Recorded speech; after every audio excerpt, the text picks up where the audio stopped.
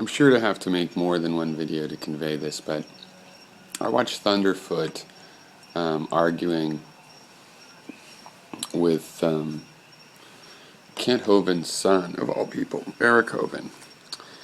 And, I mean, I'd think that Eric Hovind just ran circles, just circles on circles around ThunderF00t.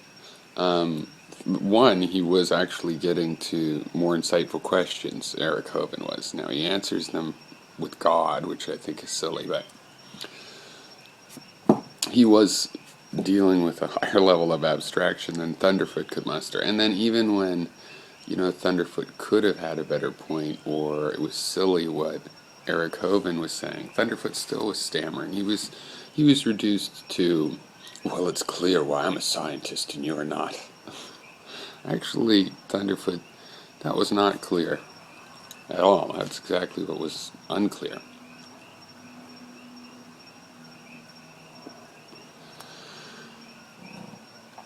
People wonder why I want to talk about metaphysics, but this is why, because someone with a science education like ThunderF00t, ostensibly, I guess I believe that, is arguing a situation like this, and he's just like, well, this is philosophy 101, and there's three things. One, you have to believe the world exists, and two, you have to believe that you can, there's three things. You have to know the world exists, you have to, I'm trying to do them in order. The third one, I'm pretty sure the way he states it is, you have to be able, that you have to believe you can have knowledge about it, and you have to believe that predictive systems are better than non-predictive systems. See, and that's his metaphysics. You just assume them, and you'd be going, and ThunderF00t is saying, well, it's conceivable that the universe doesn't exist. It's conceivable. I'm not here right now talking. That's a lie. That's not conceivable. Well, hypothetical. No. Sorry, you need a brain to conceive of it, which means that for you to conceive of it, you're just being sloppy. That's incoherent. This is why I don't want to rely on these as metaphysics. I mean, Eric Hovind is making a point of, well, if you're just going to make those assumptions, to me, I'll assume God and get the knowledge and your three assumptions for free. And ThunderF00t doesn't understand. He doesn't have there is a better argument. ThunderF00t doesn't have it. He's just like, no, these are my three favorite. I find these simpler. And he didn't even say that. He should at least said, well, these are simpler. He tried to struggle with that, and with pragmatism, it's painful. It's clear why I'm a scientist, isn't it?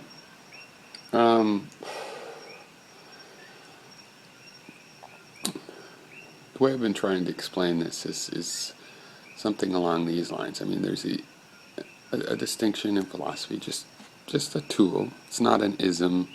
Like this is the fundament of the universe, but some terms are analytic and some statements rather, and some statements are synthetic. So an analytic statement is true by virtue of the fact that of the definitions involved. Like a bachelor is a male. That's because of the definition of bachelor.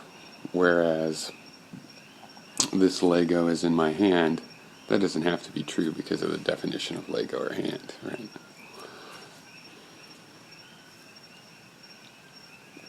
But the important part is that there's this hybrid that's neither really analytic or synthetic. And I'll call it definition by indication, or just indication. And this is when you point at a phenomena, literally with your body, and you point at a phenomena and give a symbol for it, a sound, a gesture, whatever symbol you want. It turns out, I think, that if you break down definitions, you always get to this, right? Because bachelors are male, for example. What it means to be male, eventually you're just pointing that. Those things are, you're calling it that. And that's what happens with existence. In my system, We're having perceptions. We call that existence. It doesn't matter where it comes from, if it can be called existence or not. It doesn't depend on that, rather. It matters because we're interested in, well, let's get more information than just that it exists. But that it exists is established by the fact that we define by indication. And the perceptual stream happens on its own. No, it's not conceivable for that to not be there, because it seems like conception is something this mind does. How is it conceivable that we're here having a conversation, so it's not conceivable that maybe we're not. It's a confusion because of the externality of what you think it is for the real world to be. You're really confused about the externality. What's true is we can't say an external world exists. But see, I say that's no problem, because that's the whole point of the solipsistic distinctions, right? Even if life is a dream, I don't believe other people are just minions of my subconscious. And even if they were, they don't act like it. I'm not in touch with it. I can't control them. There's no reason for me. It's a dream. That's no reason not to treat my mother like she's a real individual. So it doesn't matter if life is a dream, if everything's internal or external. It does not affect the issue of does it exist, and theories of, well, maybe I could conceive of not existing. And this is still happening, but I don't exist right now. And it puts ThunderF00t in a weak position with someone like this other guy. See, like he made a really interesting point, I thought of. A chemical reaction isn't true or false, it just happens. And ThunderF00t says that this guy's idea of God is a chemical reaction, but he also says it's false. And ThunderF00t's like, no, you're confused. Well, no, actually, ThunderF00t was confused, and he's prone to that if he could recognize it, because of this issue. The guy that believes in God can say, well, the truth has to do with everything being part of God's plan. And that guy being crazy is part of God's plan. So yeah, his brain's malfunctioning in one sense of the term, but in terms of God's plan, is playing some role.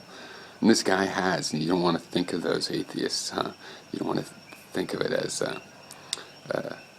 logical, but it is. It's an unlogical premise. It's an unfounded, not well-founded premise, but it's logical arguments can't follow from it. And just saying, well, I'm going to have to assume this, you just have to. That's not much of an argument. And that's all metaphysics gives you. It's like, all you can do is say, well, it is the case. Obviously, you're supposed to see it. It's self-evident. It tells you itself.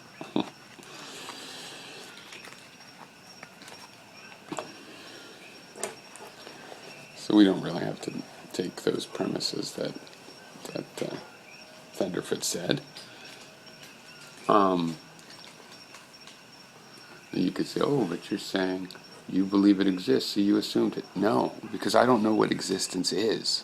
I'm just pointing and naming it. Existence. And then I'll go find out what it is after I've named it as a way of talking about it and thinking about it. And splitting it down into its parts and naming those by pointing and going, see that part? It's a river. How's that work?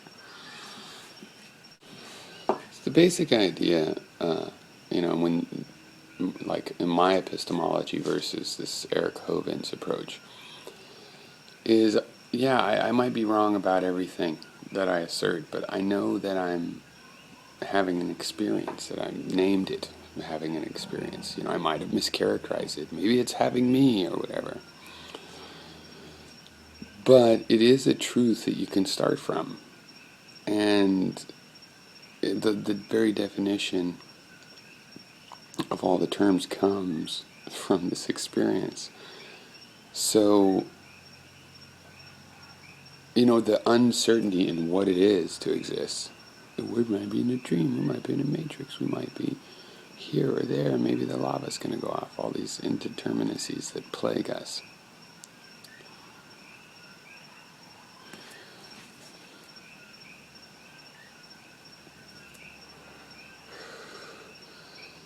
Whatever their resolution, They're going on. They're questions. The questions exist. See? And, analytically, that's not satisfactory to some people, but because it relies on the body, it relies on the ability to point, to abstract a metaphor. But really all definitions do come down to this. I mean, let's say you're teaching your kid manners, and so you're at the dinner table, and then he burps, and you're like, that's rude. Well, at first he's just like, oh, I'm not supposed to burp in this, when I'm in this seat and stuff. But then he does other things, and it's always like, oh, you shouldn't do that, it's rude. So if suddenly he gets an abstraction of rudeness from all these indications of what rudeness is.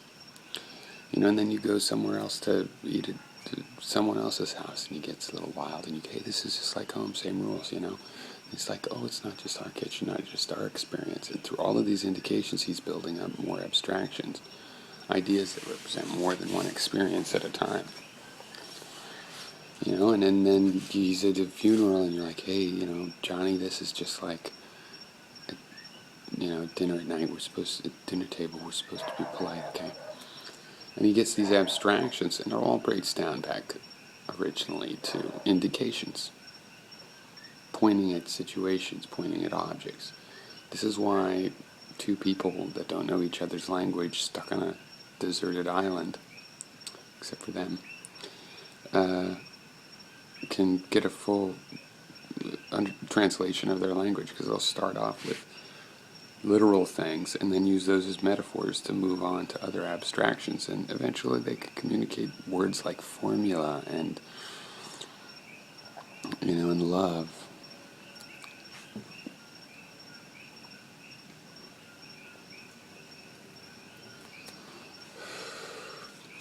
And this is the link. This is the link that shows that all analytic truths are actually synthetic in nature, because they rely ultimately on definitions that are given by indication.